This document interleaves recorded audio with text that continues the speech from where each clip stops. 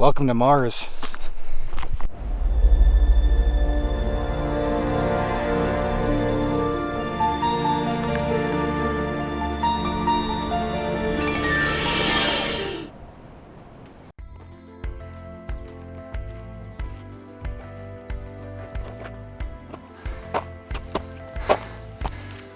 We made it.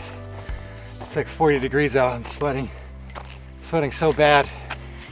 Man, this isn't even fun. Like, I'm so sweaty. Look at my hat, just drenched. I don't know how I'm gonna take any photos. I still love you. So right now we are in Dinosaur Provincial Park in southern Alberta. Look at this place, you guys. This is unreal. I wish that we had a reaction cam going when we were first driving in here. This is both mine and Curtis's first time here. Like, jaws on the floor the whole time. Looks like freaking Mars. There's like all these weird textures. There's hoodoos everywhere. There used to be dinosaurs walking around here. This is like one of the best places to find fossils. You can do backcountry hiking, and even along this road that we're on right now, there's little deposits of, like, what are those things? Dinosaur fossil viewpoints. There's a 3-kilometer scenic drive through here, and right now we are on one of the many trails that go around it. There's 5 self-guided trails that you can take around here.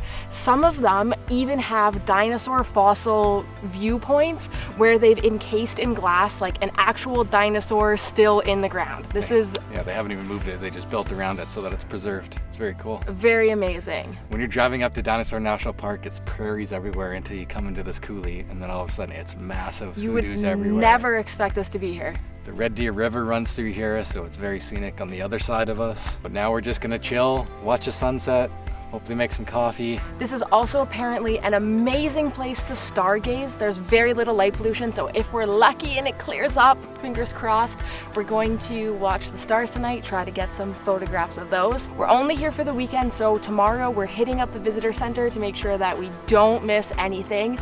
It's been absolutely cooking hot here this afternoon. Clearly. So we're hoping that we can spend some time in the Red Deer River. Like Curtis says, the Red Deer River runs all the way through this park. And then if not, we're just gonna enjoy our time in the outdoors, enjoy camping, and enjoy... Did we say that? Did we say that we're here camping? Yeah. I don't think so. I think we're here camping. We're here camping. We're gonna enjoy some serenity, some calm. It's very quiet out here. Hear that? Nothing, exactly. We got limited light, so let's go make the most of it.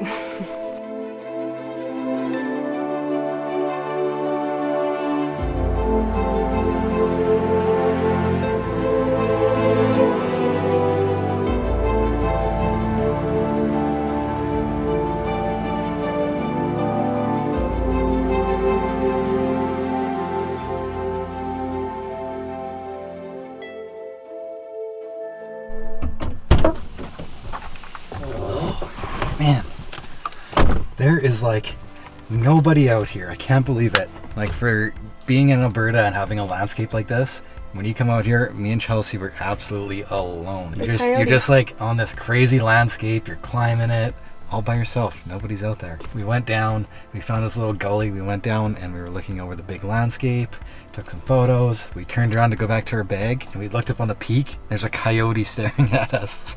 Like, he was like climbing on the top, the moon is in the background. Very cool experience being all alone, seeing a coyote, seeing some lightning, seeing some hoodoos. It was a very cool experience for the first night.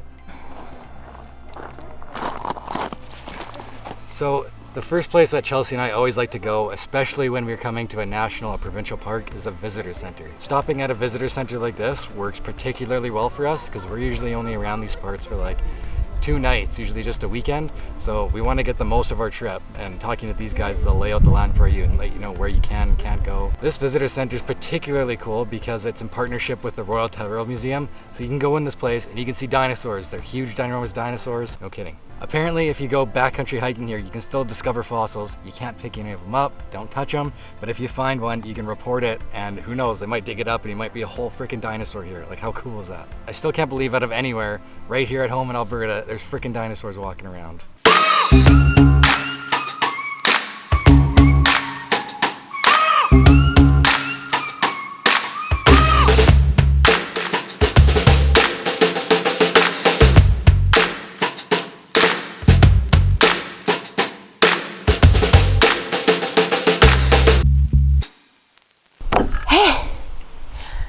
It has been so hot while we've been here, and this pasty face does not handle the heat well. The Red Deer River runs through Dinosaur Provincial Park, and I was really hoping that there was going to be an opportunity or a place for us to go dip our feet in the water, maybe go for a little paddleboard. A little beach area would have been ideal because it's sweltering heat. But unfortunately, there isn't much of a beach area. There's just a boat launch. Lots of great places to fish, it looks like. The visitor center did give us a recommendation to do a paddle. It would take us about 3 hours to get back to this location. I don't think we would survive 3 hours out on the water in this heat. The paddle looks like it actually would have been really beautiful. As I said, the river goes through the whole park, so it looks like the hoodoos kind of line the river as you go through, so I'm sure it would have been very scenic. A little bit bummed out about this, but you know what makes up for that?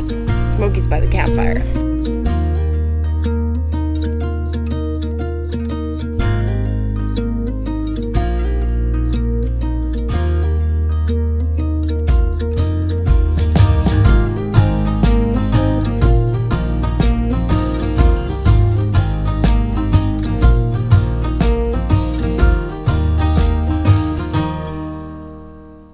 Summers in Alberta feel ridiculously short. That's why we try to take in as much of the outdoors as possible while the weather is nice, so we spend most weekends camping before we go into like 8 months worth of hibernation. I don't know what it is about camping, but I absolutely love it. I love coming out here, unplugging the phone, listening to the birds, checking out the wildlife, just getting away from everything. It's super quiet. For example, last night, Curtis was in the trailer and I was outside sitting by the fire, and I could hear this rustling in the bushes. Hey, Curtis, get the flashlight. No, I said it quieter than that. Come on. Curtis, get the flashlight. Why? Why do you need the flashlight? There's a flashlight right there. So, Car. park skiing with the conservation officer. We're just chilling out, filming ourselves.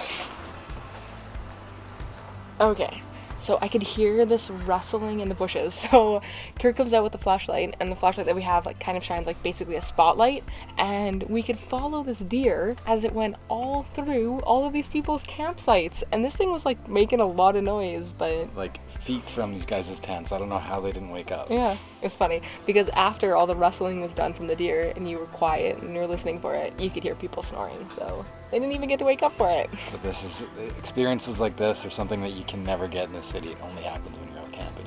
This campground's been fine. I'm pretty sure it's basically the only one in the area, and it is right in the park. It's great access to all of the hoodoos and all of the walking trails. The stall that we're in doesn't have power or water, and that's not something that typically bothers Curtis and I. And in our experiences, we found that the stalls that don't have power and water are typically in a more scenic location. They're the ones that are more treed in. Yeah, if you go like right up these, I don't know if you can see, but there's some stairs over there and there's a road. As soon as you go up there, you're right in the middle of all the hoodoos and all the cool landscapes and stuff.